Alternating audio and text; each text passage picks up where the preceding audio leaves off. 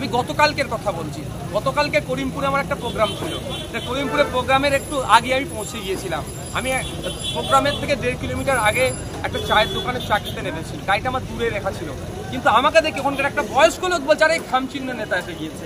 ওখানে আপনি আমার গ্রহণযোগ্যতা বা আইএসএফের গ্রহণযোগ্যতা তাও বলছি, এটা দিয়ে আমি মানদণ্ড বলছি না। কিন্তু একটা কথা বলে রাখি, যারা 60 বছরের দল নিজেদেরকে দাবি করে, 120 বছরের দল দাবি করে, হ্যান ত্যান দাবি করে, তাদের গ্রহণযোগ্যতা রাজনীতির দলের আমরা সূচনা এই জন্যই করেছি যে অপশক্তিগুলো মানুষকে ভুল বুঝিয়ে মানুষের অধিকার কেড়ে নিচ্ছে, তাদের বিরুদ্ধে আমাদের লড়াই। এই লড়াইয়ে আমরা মূল প্রতিপক্ষ বিজেপি তৃণমূলকে আমরা মনে করি। কারণ বিজেপি তৃণমূল যেভাবে কেউ ধর্মের রাজনীতি করে, কেউ বর্ণের রাজনীতি করে, কেউ ভয়ের রাজনীতি করে মানুষের ভোটটা নিচ্ছে, মানুষের যে অধিকার তাদের দিচ্ছে না, তার বিরুদ্ধে আমাদের লড়াই। তাই এই জনগণের কাছে আমি অ্যাপিল করছি, আমরা যেখানে যেখানে খামচিহ্ন আমরা দিয়েছি ইন্ডিয়ান সেকুলার ফ্রন্টের পক্ষ থেকে 17 জায়গায় এবং একটা উপনির্বাচন, এই 18 জায়গায় খামচিহ্নের পক্ষে ভোট দিয়ে তাদেরকে বিপুল ভোটে জয়যুক্ত করুন। এবং সাথে এটাও আমাদের রাজ্য কমিটির পক্ষ থেকে বলা হয়েছে, যেখানে আমাদের খামচিহ্ন নাই সেখানে অবিজেপি অতৃণমূলের মধ্যে যারা শক্তিশালী, যারা এই ফ্যাসিস্টকে হারাতে পারবে, দুর্নীতিগ্রস্ত দলকে হারাতে পারবে, তাদেরকে ভোট দেবেন। বাংলায় কিছু মানুষ বলছে আইএসএফের কোনো অস্তিত্ব নেই, যেহেতু সিপিএম, বিজেপি, তৃণমূল, কংগ্রেস আগে, এই আইএসএফ তো 5 বছর যে মানে আইএসএফ, এর কোনো অস্তিত্ব নেই। সে বিষয়ে আপনি কি বলবেন যাদেরকে বলেছে কথাগুলো? এখন যারা বলেছে তারা ভয়ে বলছে।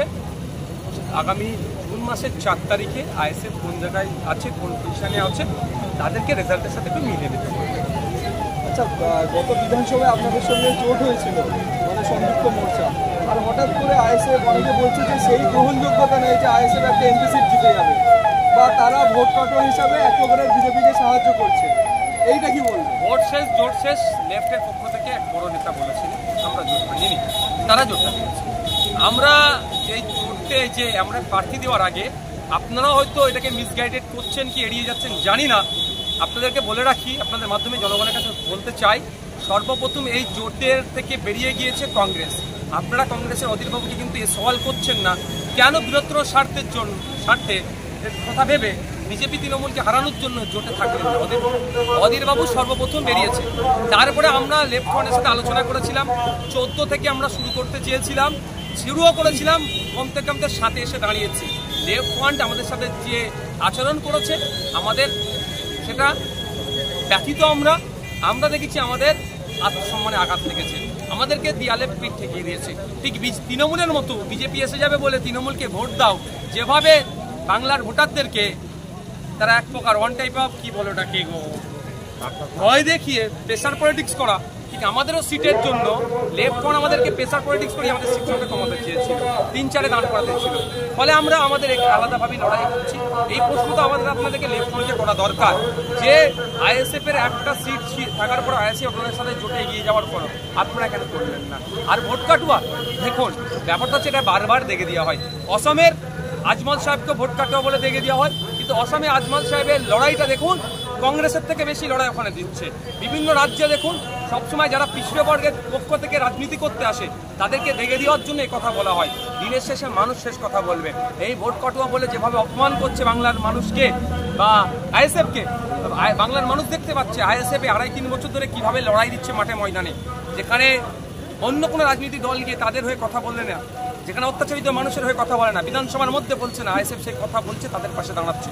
বাংলার মানুষ জবাব দেবে যারা আমাদেরকে এই ধরনের হীন আক্রমণ করছে। আপনাদের কি সেই গ্রহণযোগ্যতা হয়েছে যে একটা লোকসভা সিট কিসের বিষয়ে আপনাকে বলবেন, কোন জায়গা থেকে বলবেন যে গ্রহণযোগ্যতা নাই? গ্রাউন্ড লেভেলে একদম পৌঁছেছে। আপনি কি করে জানলেন না? কোন কিসের মানদণ্ডে আপনি আমাকে কোশ্চেন করছেন সেটা তো বলতে হবে। এর মানদণ্ডে আপনারা এখন শিশু, বয়সের মানদণ্ডের কথা বলছেন। রাজনীতিতে বয়সের কোনো কথা হয় না, রাজনীতির চর্চা সময়ের উপর নির্ভর করছে। এখন বাজারে ঘাটে যান, আমি গতকালকের কথা বলছি। গতকালকে করিমপুরে আমার একটা প্রোগ্রাম ছিল। করিমপুরে প্রোগ্রামের একটু আগে আমি পৌঁছে গিয়েছিলাম। আমি প্রোগ্রামের থেকে 1.5 কিলোমিটার আগে একটা চায়ের দোকানে চা খেতে নেমেছি। গাড়িটা আমার দূরে রেখা ছিল, কিন্তু আমাকে দেখে ওখানকার একটা বয়স্ক লোক বলছে আরে খামচিহ্ন নেতা এসে গিয়েছে। ওখানে আপনি আমার গ্রহণযোগ্যতা বা আইএসএফের গ্রহণযোগ্যতা তাও বলছি, এটা দিয়ে আমি মানদণ্ড বলছি না। কিন্তু একটা কথা বলে রাখি, যারা 60 বছরের দল নিজেদেরকে দাবি করে, 120 বছরের দল দাবি করে, হ্যান ত্যান দাবি করে, তাদের গ্রহণযোগ্যতা